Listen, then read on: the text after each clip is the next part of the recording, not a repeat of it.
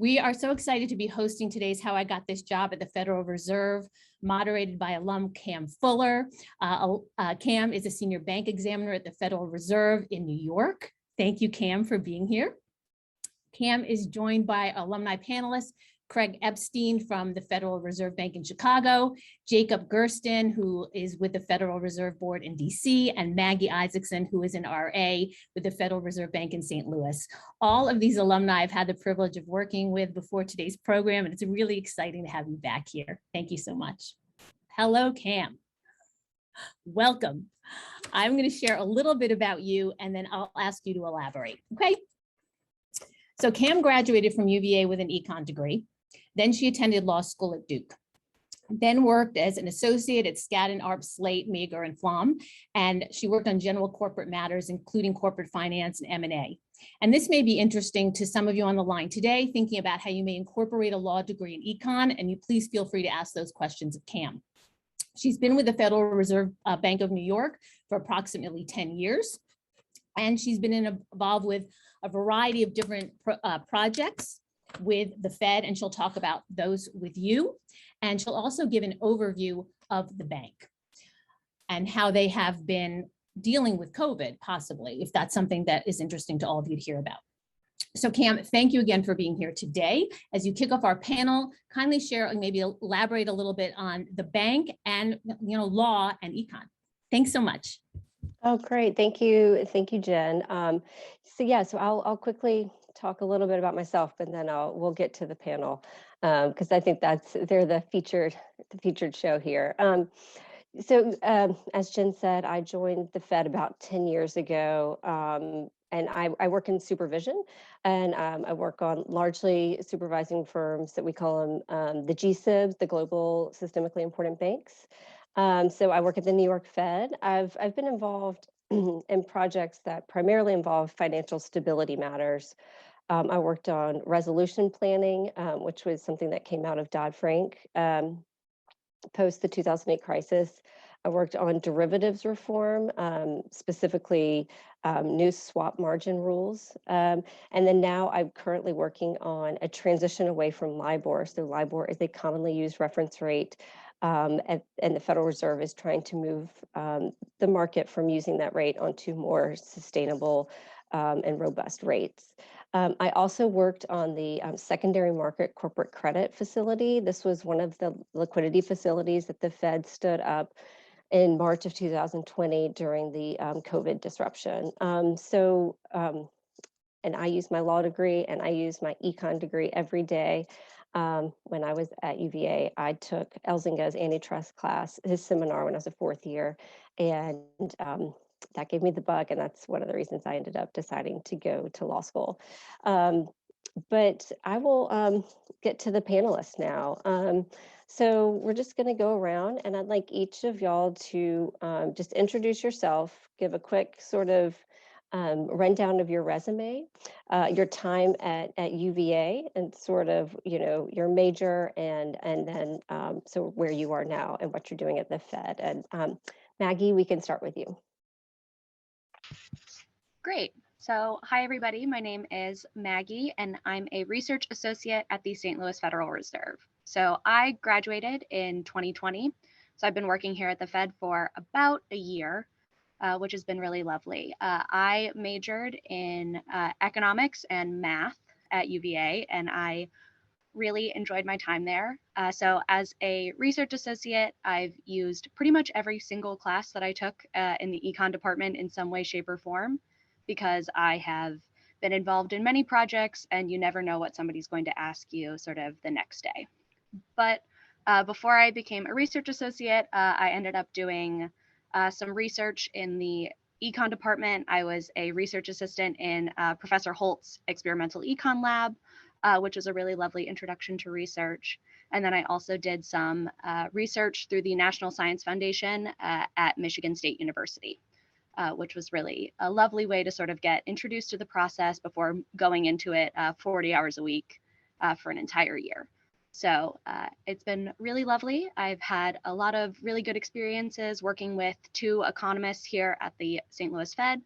We get assigned to them and we work on every project that they feel the need to have somebody else do their work. So whenever there's something particularly annoying, it probably ends up somewhere on my plate. So that's sort of the broad overview of like my job and my my experiences, but I'm sure I will get into more detail at different points. Great, thanks, Maggie. Yeah, we'll get into more detail, but that was a good overview. Craig, can you talk a little bit about your time at UVA and then what you're doing now? Yeah, absolutely. Good afternoon, everybody. So I was also an economics major, and then I had two minors, one in math and one in urban planning. To sort of give a rundown of my resume from like the earliest to the present. This isn't on my resume, but between second and third year, the summer between there, I worked at a park as a camp counselor.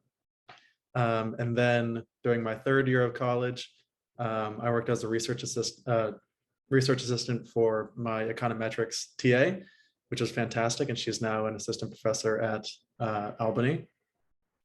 Between summer of my third and fourth year, I was an intern at the Israel Securities Authority, which is sort of the Israeli version of the SEC, which was great. That helped me a lot during job interviews. And then during fourth year, I was a undergraduate teaching fellow for Elzinga and Kopic.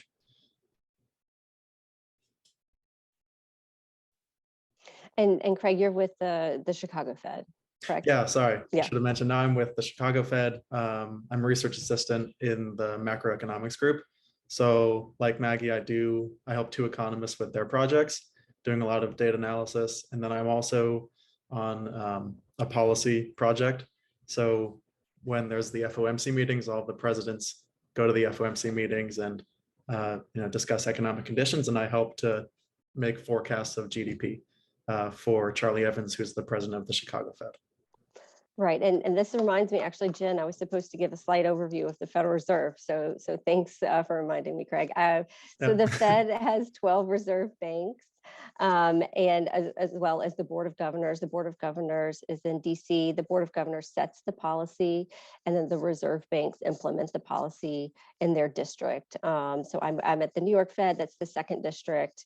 And I'll turn it over to Jacob, who is at the Board of Governors. And Jacob, if you could just tell a little bit about your time at UVA and then what you're doing at the board. Sure. So hello, everybody. My name is Jacob Gerszten at UVA. I was a double major in economics and statistics. And as Maggie said, I use every class that I took in both majors almost every day. At the Board of Governors, I'm the Division of Financial Stability. So my work is split 50-50 between doing academic research, focusing on how risks are transmitted through the financial system. And then my policy work focuses on monitoring risks within the financial system as part of the Federal Reserve's quantitative surveillance process. And we produce a financial stability report that I'm sure Cam is familiar with. And in general, I focus on non-bank financial institutions. So a little bit about my resume. Between my first and second year at UVA, I was a research assistant with a professor at the University of Pittsburgh, focusing on financial disclosures. And between my second and third year, I was an economics intern at the Office of the Comptroller of the Currency, which is in the Treasury Department, which focuses on bank regulation. And that kind of got me hooked on financial regulation in general and economic policy, and I get government service. And then between my third and fourth year, I was an intern at the Federal Reserve Board in DC in the Division of Monetary Affairs. And happy to talk about the internship process, not just the research assistant process. And I got a return offer and decided to come back, and I have loved it ever since. So yeah, I think that's a good overview. Oh, thank you. Appreciate that overview, Jacob. So Maggie, I'm going to go back to you, and if you could describe like a little bit more about your current role, maybe an example of a project you're working on. I know you said you're working with two economists, but maybe maybe elaborate in detail and give people like a flavor of the type of project you're doing. Absolutely. So my work can be sort of divided into more policy heavy work. So the St. Louis Fed produces a bunch of publications on a regular basis. And so part of my job is helping my economists with those. But my favorite part of my job is getting to work on sort of long-term academic research projects. So one of my economists, Hannah Rubinton, has had a project for a couple of years looking at local labor markets and their impact on the people who live in them. So specifically looking at things like skill premium and the high skill share and their impact on an individual's decision to go to college. So if you are born into a local labor market like St. Louis or Chicago, and they have one has more skill, has a higher skill premium than the other, does that make a person in Chicago more likely to go to college than a person in St. Louis? And so that is a sort of combination project where on one hand, there's a very large model that they have been working on solving for a while. And I've gotten to sort of examine the code and examine the model math that they've worked with on that, as well as a sort of empirical portion of it using the National Longitudinal Survey of Youth, the NLSY, where they follow the same people about every year or every 2 years from the time they are 12 to the time now. So that's been entailed working with confidential data, merging in a bunch of information on colleges, trying to figure out what, is a good measure of tuition and distance and college quality. So it's been just a very wide-ranging project where I've gotten to work in MATLAB, Julia, Stata, just about every possible combination of statistical programming that you could have possibly imagined, and work with professors at different colleges, as well as my economist here at the bank, which has been really lovely. So that's been my sort of longest term project. It will probably be here after I have left the bank, but it's really interesting, and I think it's really meaningful. So that's my big project. That actually sounds fascinating. I'm going to follow up with you later and see what the conclusions are. So Craig, similar question for you. Just talk about maybe a specific project you're working on, and then also if you could tell us what like a typical day looks like for you. Yeah, absolutely. So I just started in July, so I've been working this job for about 2.5 months. So I'm on the very beginning stages of a project with one of my economists, Bob Barsky, who's been great so far. I'm sure some of you heard about the crazy prices of lumber during COVID. So the first thing that we did was we looked at some of the possible causes of that. And that was really qualitative. So we were just reading news articles and trying to figure out different supply constraints and what was happening with demand, and trying to figure out what happened there on a micro level. And now we have this theory that price changes in commodities like lumber and steel and coal can feed through the system to create inflation on a more general level. So in final goods, so through CPI. So right now what we're looking at is if there is this relationship between commodity prices and the general inflation level. And what's interesting is like there's this timing. So when you have an increase in demand for a final good, say it's ethanol that's created from corn, it takes a long time. It takes a growing season for the corn market to respond to that demand increase, to increase supply. And so we're looking at how that timing is going to feed through the system to sort of create new inflation. So that's a project that I'm on the very beginning stages of working on. And I've been working a lot in R, which I took a class on at UVA, and I use that every day. And then in terms of the typical day, so when I get to the office in the morning, spend a couple minutes checking email, setting up meetings, things like that. And then if I have a project for an economist to do, I usually spend the morning gathering data, cleaning data, running regressions in R, learning the ins and outs of instrumental variables when you have multiple instruments for one variable. So using econometrics, I use that every day. And then during the weeks right before the FOMC meetings, I'm spending a lot more time running models, and the model that I run sort of gathers the output from different models that the Chicago Fed runs and puts them all together. And so I'm running models, coordinating with other RAs. How are their models doing? Are they running into any hiccups? And then using their output to create my GDP forecasts.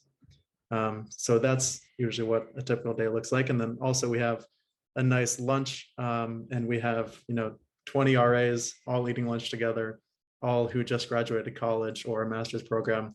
And that has been so much fun to be back in the office for. Oh, that's great. Are you working with other RAs at the Chicago Fed or other reserve banks as well? Or is it mainly just Chicago Fed RAs? Mainly just Chicago Fed RAs. And I'm not working with other RAs during the research stages. That's usually just myself and the economist. But yeah, during the policy rounds, lots of communication. Fascinating, very, very topical. So Jacob, same question to you. If you could talk about, you can elaborate on the QS, or talk about an example of a particular project that you're working on. So maybe I'll elaborate on the QS because it's something that I do really enjoy. So the Board of Governors compiles just a lot of different data to monitor risks in the financial system, and that data comes from all over the board, from the reserve banks, and it's the job of the research assistants at the board to chart that data, to process it, to analyze it, and to get it ready so that the economists can evaluate it.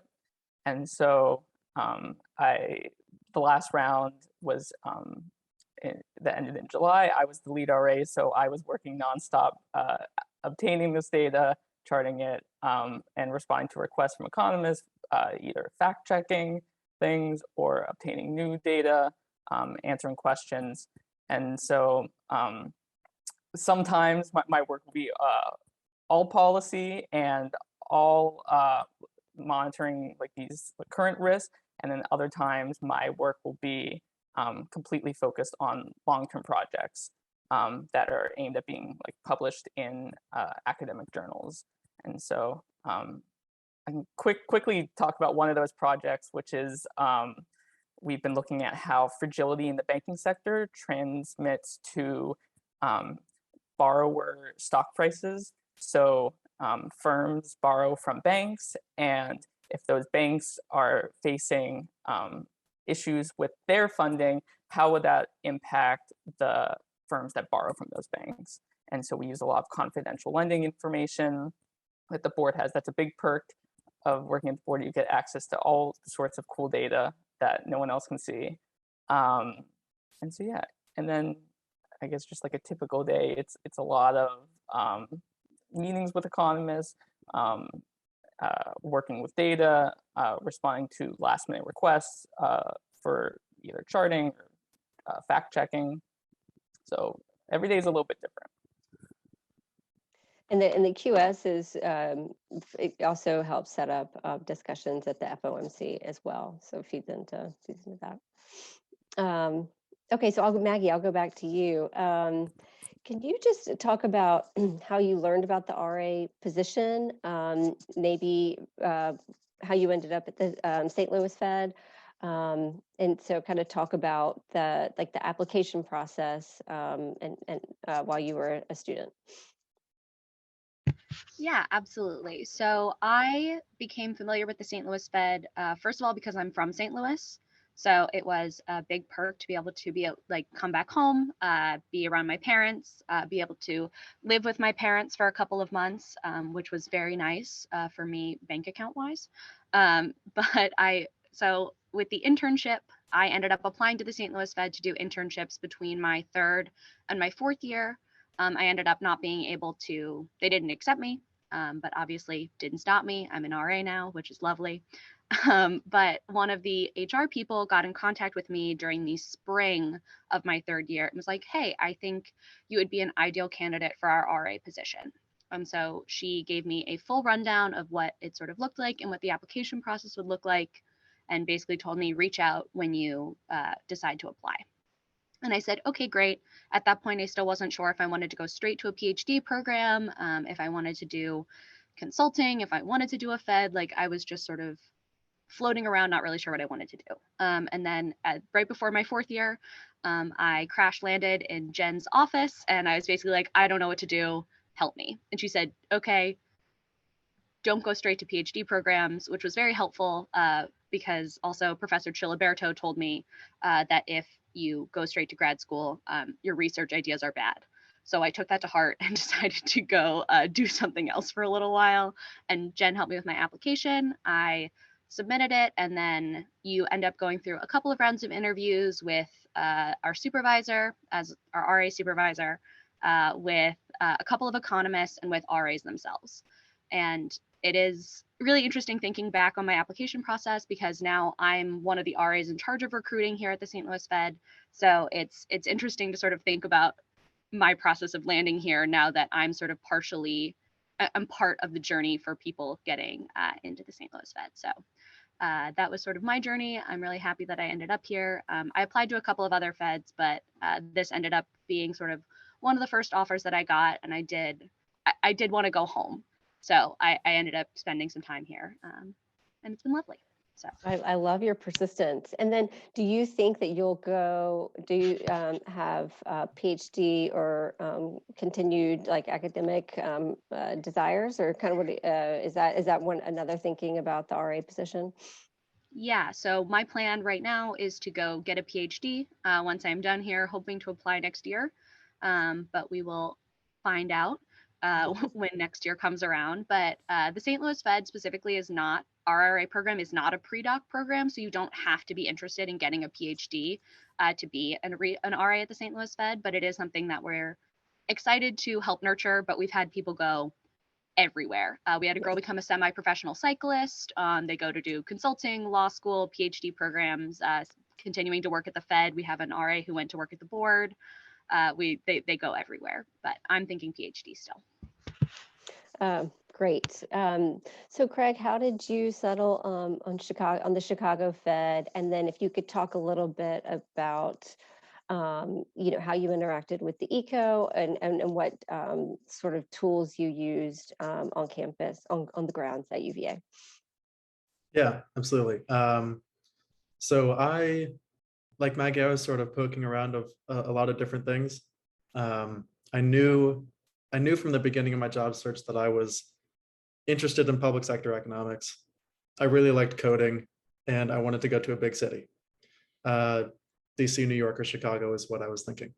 And so I was looking through Handshake during the summer between my 3rd and 4th year, because hiring cycles start super early. And I was looking at consulting jobs and different data analytics jobs, and wasn't finding anything that I super was into. And then I saw a posting for an RA position at the Richmond Fed. And I actually called, I think there's a UVA alum at the Richmond Fed, and I had like a coffee chat with her, and it was great. I thought I was really interested in this program. I looked more into it. I saw that there were positions in Chicago and New York and DC, and I thought, oh, this is perfect. I'm from Charlottesville, obviously went to UVA, so I'd been there for a while, and I was ready to get out and try something new. And so I applied, and then I ended up deciding that DC was still too close to home. So I applied to Chicago and New York, and I heard from Chicago, never heard from New York, but ended up getting the offer from Chicago, and obviously accepted. I'm trying to remember, I think that I had an offer by October. So I didn't go through the ECO a whole lot during my job process. But Handshake was the best resource that I used in terms of the ones that UVA provided.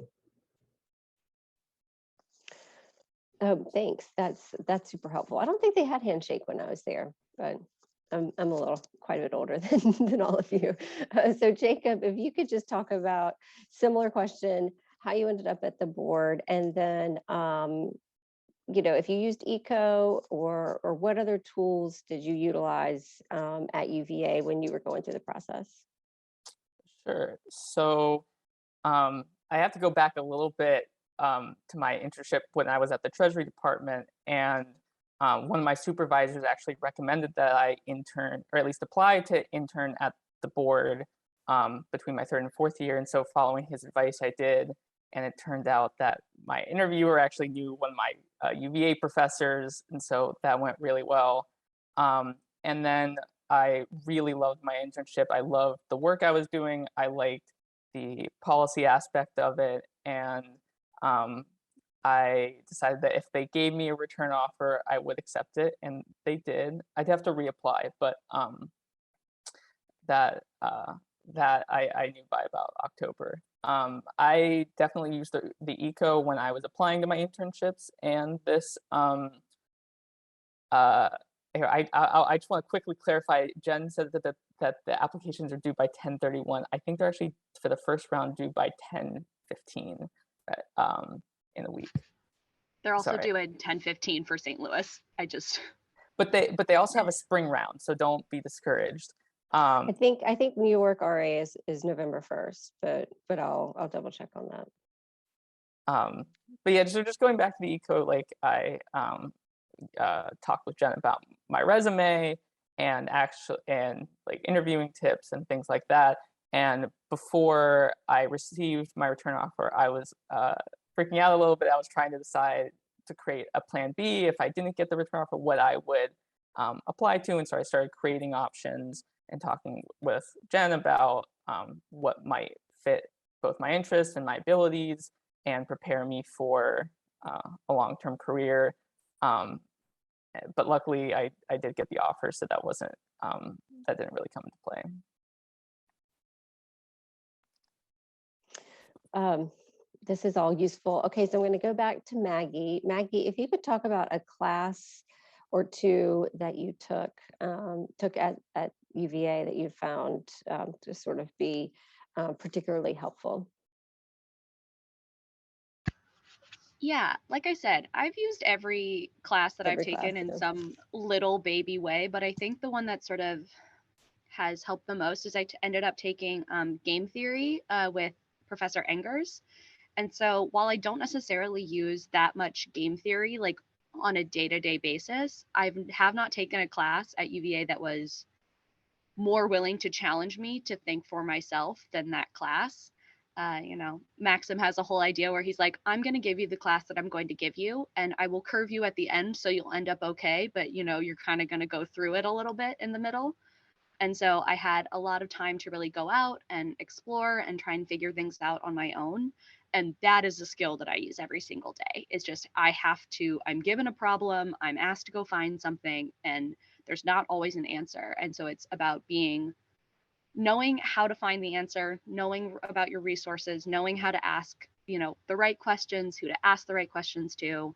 And then also sometimes when you're like, I need help and I don't know how to do this. And these are all things that like game theory really gave me. It was a really tough class and I really enjoyed it. And it really pushed me to learn how to be better at sort of figuring things out. Because sometimes it's always easy in classes where you can find the answer in a book and you can do all these things, but it was about real problem solving. And so that was sort of the class that I think really helped me grow a lot as a student and as a future research associate. Cam? Yeah, I think an important skill of like becoming in your career is learning how to have the confidence to take ownership of something. And so as opposed to approaching something as how am I supposed to do this, it seems like that like teaching you how to think gives you the skill of like really taking ownership and making it your own. Sorry, was there a question? You have a follow-up question in here for Maggie. Shall I read it now? Yeah. Okay, great. It was sent directly to me. Okay. So the question is from Niharika, who is interested. She's an econ and math major. And students, you can go ahead and share with us your majors actually in the chat, if you would. And she is interested in what math seems not to be as applicable as something like statistics. So do you have any insight on the role of math in your job? I had to relearn calculus to check model math a couple of weeks ago, and remembering what the chain rule was is something that I had to do. So math is very important. It underlies a lot of what I do, especially when I'm very lucky. My economists know that I want to go to a PhD program, and so they offer me projects where I can help work on the model math. not necessarily solving it myself, but I will get a large packet and they will go check through this, make sure I didn't mess up any algebra, and then ask questions based on that. So I use math all the time, and yes, statistics is super important. I use statistics all the time, but when I'm like watching presentations and when I'm working on all this, it's really been just like sort of those underlying math classes that have been extremely helpful, especially things like stochastic processes.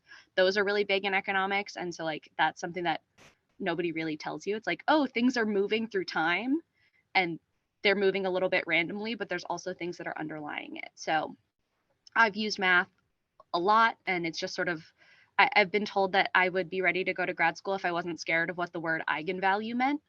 So it's just a huge part of sort of what you do on a day-to-day basis. A lot of matrices, especially if you're using MATLAB, it's not the focus of what you're doing, but I do use my sort of UVA math experience every day. Do not worry about it. It is very applicable in my job. That was a great question. So Craig, I'm going to go back to you. If you could talk about, did you have like a networking discussion with someone that was particularly helpful? Or if you have any advice on networking or any other research you did to find out more about the Chicago Fed? And so just sort of, again, going back to that idea of other tools that you may have utilized. Yeah, absolutely. So I talked a bit about the RA at the Richmond Fed, who I had a coffee chat with, and are now connected on LinkedIn, and that was great. That was very early in the process, finding out what the job was like, finding out what skills were needed, how I could beef up my resume, what classes to take fourth year that would get me prepared. And then I also knew Jacob before applying, and I knew that Jacob worked at the DC Fed, and so I called him. I think that I had my first round interview scheduled at the Chicago Fed, and I called Jacob and I said, "Hey, what should I prepare for?" And that was very helpful as well. But I mean, I think that just cold emailing or cold LinkedIn messaging people on LinkedIn who are research assistants at the Fed, I mean, that's what I ended up doing with the Richmond RA, and it was very helpful to get questions that aren't in the job description, right? That you have, like, what does a typical day look like? That was very helpful. So I would say don't be afraid to just send a message and see where it goes. I totally agree. When I was at Skadden, there's a Skadden alumni directory, and I found a Skadden alum who worked at the New York Fed. She was in the legal group, and I just reached out to her. And sometimes I think you reach out to people, you don't hear anything, but she was one of the people who responded to my email and got on the phone with me. We chatted for over an hour. And so, and sometimes you go down these roads and they're dead ends, but sometimes they really do lead to something. She was indispensable to me when I was applying to the New York Fed. So Jacob, I'll go to you. Kind of a similar question.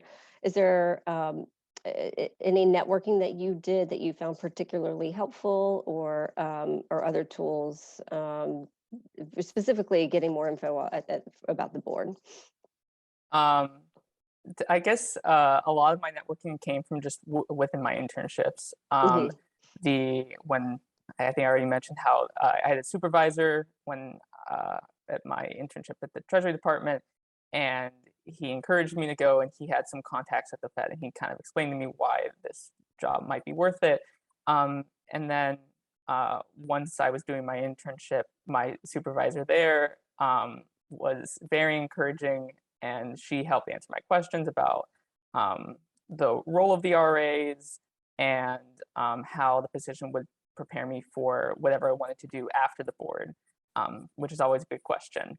And while I was there, I reached out to different RAs and picked their brains about what they did, and did they like doing what they were doing? How did they end up in their specific section? That's also another big thing, is it's not just getting to the board, but it's also deciding, well, once you're there, what would you like to be doing? Each section works on different issues and kind of having a sense of what those issues are and what the different responsibilities are is very helpful. And so I especially when I was after applying, after getting my offer, I did reach out to research assistants. Honestly, kind of, it sounds like what Craig did. I cold emailed and cold messaged on LinkedIn, and I would say people in the space are very friendly. Research assistants have all been there, and I think people in other roles as well, and are very willing to answer any questions. I have gotten some emails from UVA students, and I'm more than happy to help answer things. And everyone has like a little bit of a different experience and has different insights to offer. And I haven't been like turned away by anyone yet. So I would just really encourage you, get over drop like any fear that you might have, like, oh, this might be awkward. No, just reach out, and the worst that happens, they can say no. So. Right, that's the worst that happens, is they just say no, or you never hear from them. So I'll pose this question to all of y'all. Maggie, I'll start with you. Just talk a little bit about the interview, like any specific questions you got or how you prepped for the interview. Yeah, the caveat on this is that right around the time that I was interviewing at the St. Louis Fed, I was also doing like 3 different consulting interviews. I had 3 exams, and I was also trying to prepare my students in Econ 2010 for their midterm. My memories of this are a blur. So the amount of prep that I did was basically doing other interviews. I was not that nervous about the St. Louis Fed one because I had talked to somebody there before. I knew people were really nice. I was like, I can't be nervous about this one. So I'm just going to sort of go in personality blazing. So the first round is with our RA supervisor, and it was just sort of talking about myself as like a sort of behavioral interview questions, like, how do I work with other people? How are my, my teamwork skills? What happens when I run into a challenge? All those things, because those are all things that you're going to have to do as an RA. And, they can teach us anything that we need to know. But if we don't have the personality to be able to like work through it, figure it out, and do all those things, it's not going to work. So that was sort of the first round. And I got invited back for a second round, which was a marathon of RAs, a person from HR, the VP in research, who is just sort of like in charge of the research department as a whole, and then 3 economists. And so the 3 economists were basically trying to figure out if I had the brain to figure things out. Could I talk about my research? Could I talk confidently about statistics? Could I ask a question if I wasn't sure what they were talking about? So that was, and I like to think I did well on that one. I do not remember, once again, any singular part of this, but apparently one of the economists that I got paired with, he said that he liked me in my interview and he asked to get paired with me. So that was really nice. So I think I did a good job. Don't remember a single question that got asked, but I do remember just enjoying it. And then we got to also talk to some RAs, which was half them trying to figure out if I was going to be a good person to be part of the RA group, and then whether or not like I had any questions for them about how to sort of what life was like as an RA, which was a lovely part of the interview. It was right at the end, and it was sort of a nice way to calm myself as things sort of wrapped up. So that's the process. Did not prep much at all because I had been doing interviews for a week and a half at that point, and if I wasn't good at it by then, I don't think any prep could have helped me. So. Yeah, the best, interview prep, interview practice is like, that's a great way. It's hard to kind of like in a game time, it's hard to kind of recreate those kind of circumstances. So practicing is definitely good advice. So Craig, same question for you. Kind of, what was your interview like? Any specific questions that you weren't expecting or that you got? Yeah. So like Maggie had 2 rounds. So the first one was behavioral, and I talked to a senior economist who asked me the same questions that Maggie got asked. And that was just, to see how you are as a person and maybe how you think a little bit. But then the second round was really digging into your technical skills and what, back up your resume basically. So my interview was pretty similar to Maggie's, although I interviewed with I think 4 different teams. So at the Chicago Fed, we have micro, macro, finance, regional, and insurance, and I'm on macro. So I interviewed with 4 of those teams, and there were between 3 and 7 economists on each call, and then just myself. And the question that I got at every interview was, describe a research project that you've completed. And I can almost guarantee you that you will be asked that question wherever you apply, because that's what the job is about. It's about research. So they want to see that you've gathered, you've thought of a research question, or you've helped someone else with their research question. You've gathered some data, you cleaned some data, you've used something like R, Python, Stata, MATLAB, something like that. You've done some statistics, whether it's just a simple regression, a more complex thing, just some summary statistics. And then you've maybe brought in some sort of theory or some creativity to like match these statistics up with a story that answers the question or provides an answer to the question. So I talked about my project with the Israel Securities Authority, where I basically created this Python program to compute corporate credit ratings based on the S&P criteria. And it was something that I talked about in all of those different groups, and was able to talk about coding and statistics and questions. So if you have something like that, that's great. It doesn't need to be with an internship. If it's a thesis, that's awesome. If it's an independent research project, that's awesome. If you're working with a graduate student or professor, as long as it's something research oriented, then that'll check that box.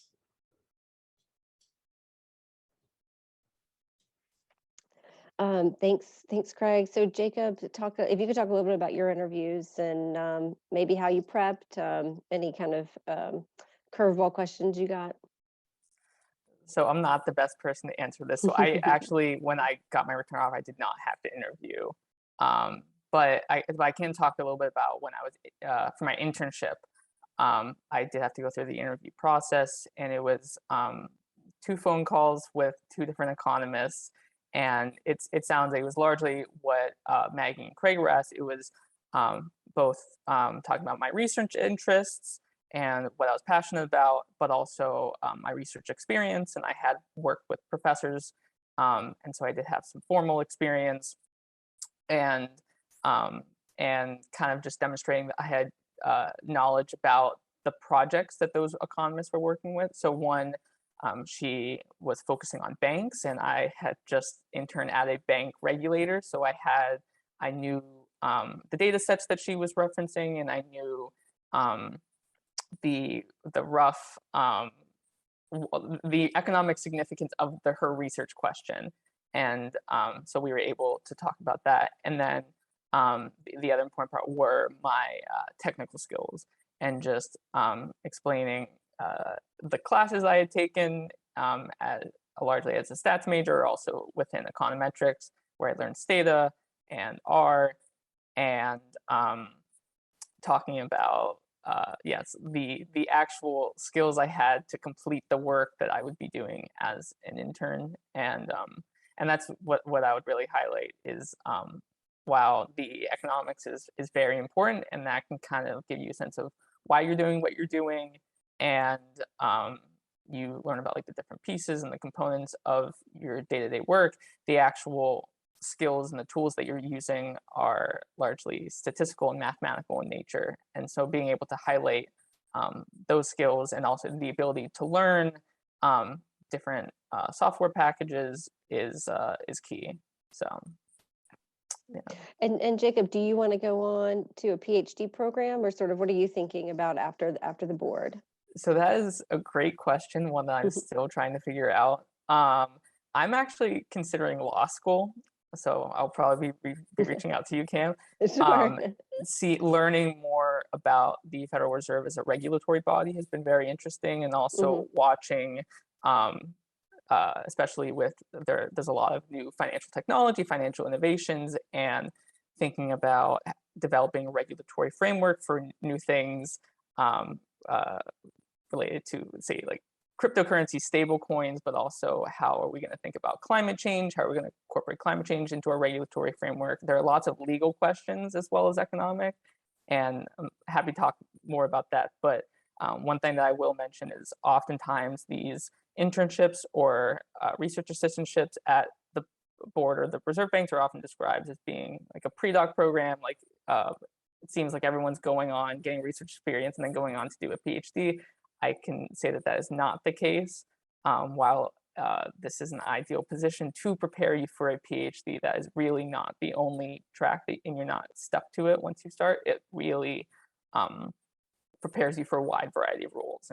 And we do have many people going on getting MBAs and going to get law degrees. We have people going into public communication. So yeah, I think Maggie mentioned similarly among kind of the RA group at in St. Louis.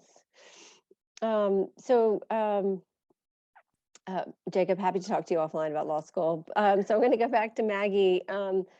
Can you talk about your resume? I mean, I know there's a lot of focus on resume when you're in college. Is there anything that you put on your resume that you think stood out? That's just sort of another tool students have when they're trying to land an internship or a job. Yeah, so I think there were sort of three things that really highlighted like that I was willing to sort of figure everything out. And so the first was that math research that I previously mentioned. So when I was working with that, what I ended up doing was basically, even though it was a math research experience for undergraduates, the particular project that I worked on was basically about Bayesian econometrics, which is like a field of statistics that is based on Bayes' rule. So given your data, how likely are your parameters? And so that's sort of a field that's working its way into economics. It's sort of a semi-cutting edge, like people are sort of trying to figure out what it looks like and how to use it in a way that's really useful and that can be translated into sort of our day-to-day economic language. And so I got a lot of questions about that and just sort of talking about my project, whether or not I wanted to continue with that project. What did I learn? What did I do? What did I use? What did I code? You name it, I probably got asked that. So that was really important. But then I also got to work in, like I said, Professor Holt's experimental Econ lab. And so I was with him for a year before I started really seriously applying. And so within there, I was doing a lot more of these sort of soft research skills. So I was helping to edit papers and to check data and to make sure that everything was sort of nice and appropriate. So like that was the sort of qualitative side. And then I was also an undergraduate teaching fellow, which was like, I'm interested in economics, I'm interested in a PhD program, and I want to go not just like look at everything, but I want to go deep on like the subject itself, and it really means a lot to me. So it's sort of these couple of pieces of like quantitative skills, qualitative skills, and like, do you actually like economics? Because being my job, you do a lot of it, and if you don't genuinely like what you're looking at, the days can be long, the work can be hard, but if you like what you're doing, it's fine. And if you don't, you're not going to have a lot of fun, and that's really bad.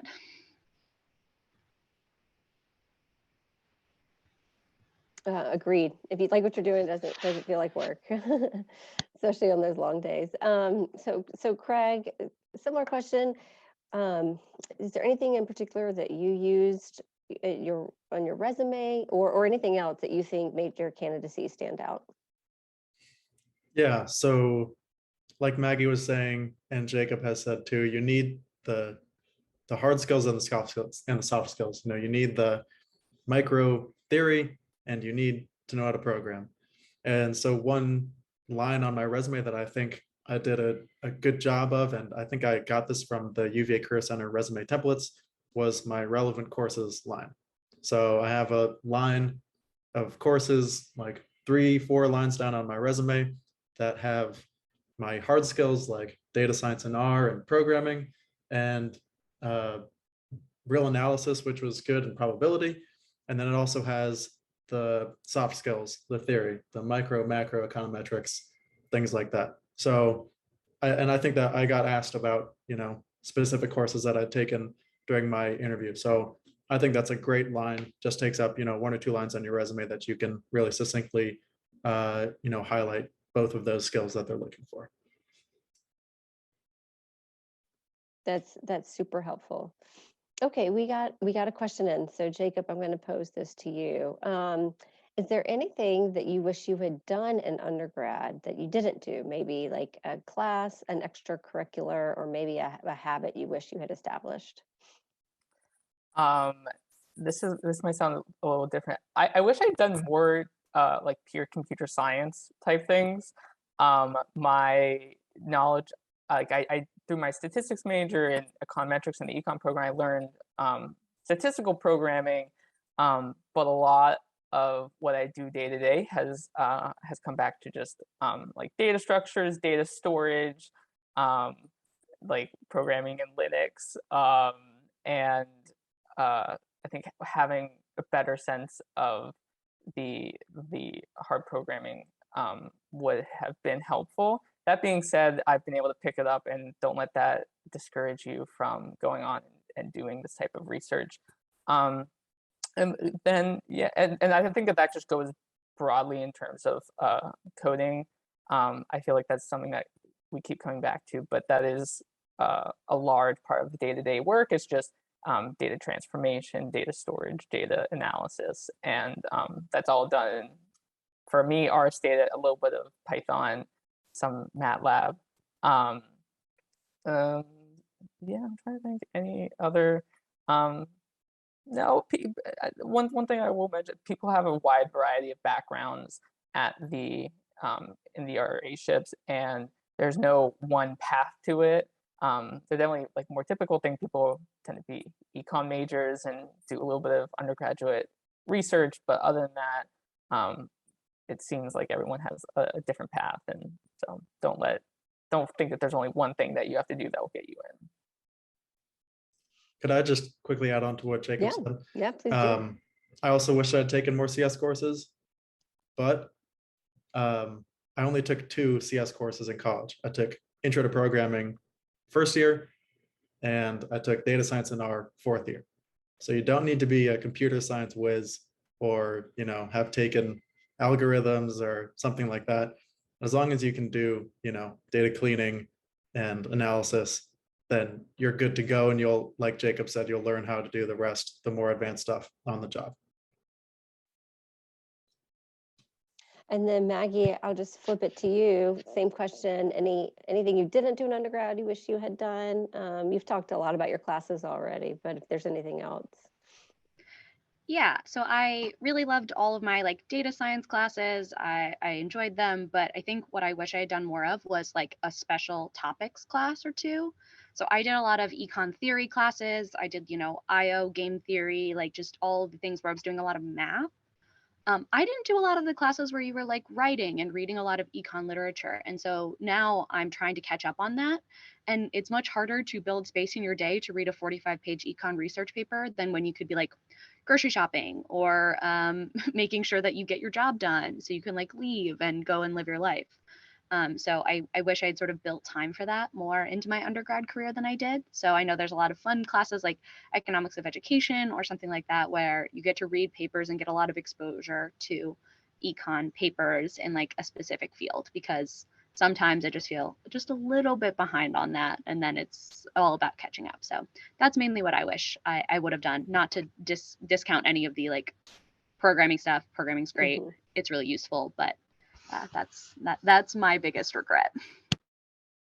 Oh, well, thank you all. This was so fascinating to me. I think it was, I'm sure it was very helpful to the students listening. I'm going to turn it back over to Jen to wrap things up.